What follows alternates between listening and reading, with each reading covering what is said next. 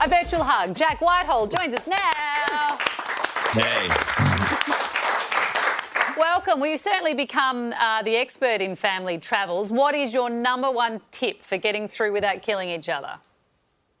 Well, I think this book has a lot of really transferable lessons that I've managed to glean over the course of our travels with my father. Things like, if you go to do naked yoga with your family, make sure you get a mat at the front of the room, because that is not a class you want to be stuck at the back of.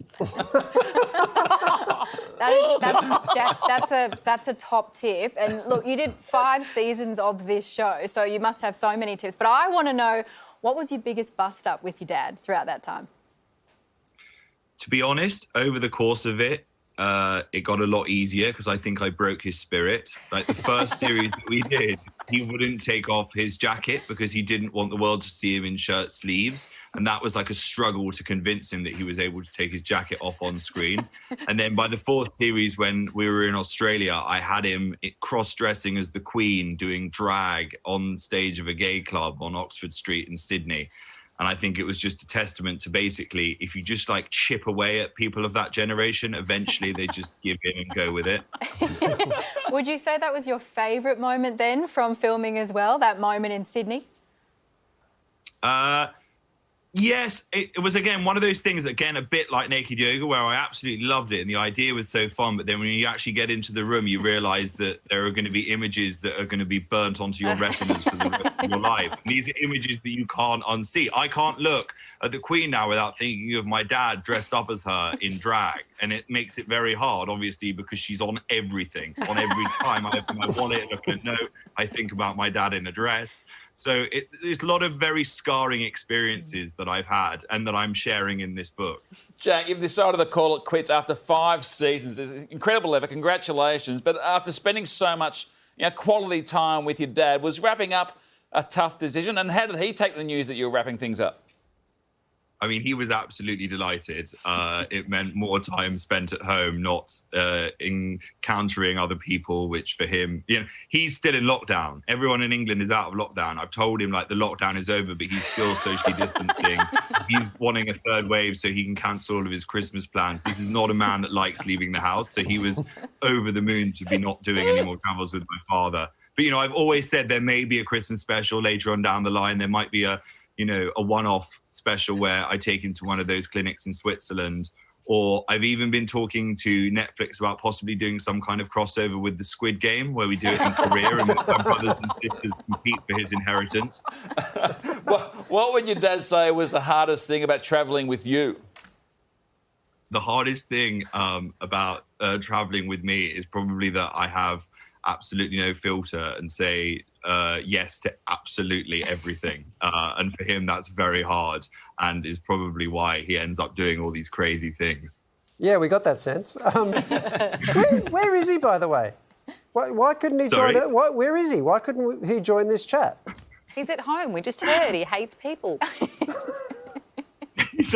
Do you know what? We actually had to divide up our press commitments today. I was like, I want to do the project. That show's great. He's had to get up really early and go with my mother on a show called Loose Women that we have in the UK, which is for ladies talking about women's issues over cups of tea. And it is literally his worst nightmare.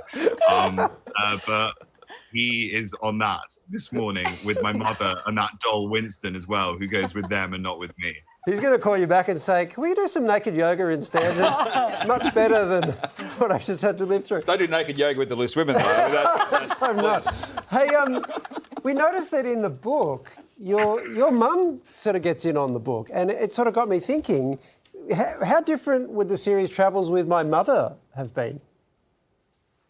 I mean, if it had been Travels with My Mother, it would have been a very different series because she's very gung-ho and she's, would be throwing herself into experiences even more so than I would be.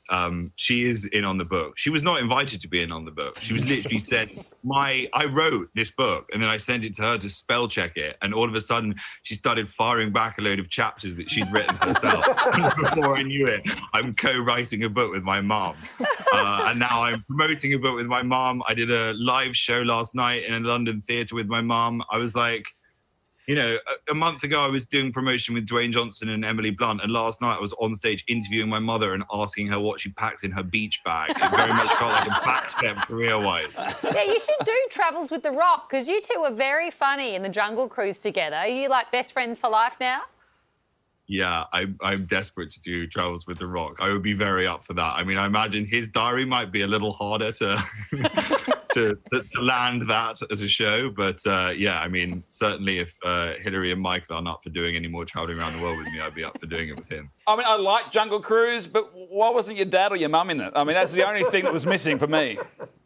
Well, I was essentially playing my dad in it. I did realise at one point that all of the costumes I wore in that show were essentially outfits that my dad has worn, which is ridiculous because that film was set in like 1917 and I was still looking like my father circa 2021. When we did press with them, they were both so naughty, both Emily Blunt and The Rock, to get them together, and they were just on fire, the things they were talking about. They were on fire. They were also probably on tequila. That was probably why they were having so much fun. But yeah, that was the most amazing press tour ever. They were so much fun and I was so nervous as well because I was like, oh, this is a Disney film. We have to be so careful about what I say.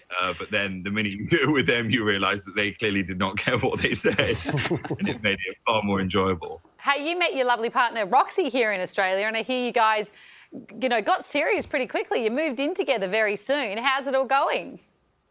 Yeah, great. I mean, we're desperate to come back to Australia and, you know, waiting for travel restrictions to be lifted so we can get back out there. I had such an incredible time when I was traveling in Oz and I'm really keen to get back as soon as I can.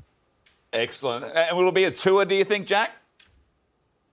Yeah, I'm not sure. I mean, initially I wanted to just come out for the cricket, but I don't know what's happening with that. And so, yeah, I mean, I would love to try and do another stand-up tour and get some comedy material written and get back out on the road and get over to Oz. You should come out. You might get a game the way the English cricket team. Yeah. Well, How to Survive Family Holidays is out now, Jack. It's always a pleasure. Thank you so much for being on the project.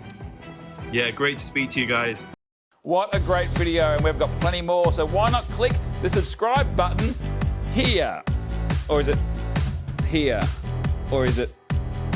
Sorry, I can't see the button. I'm not wearing my glasses. But you can see it, so you click on it to make sure you don't miss any more content.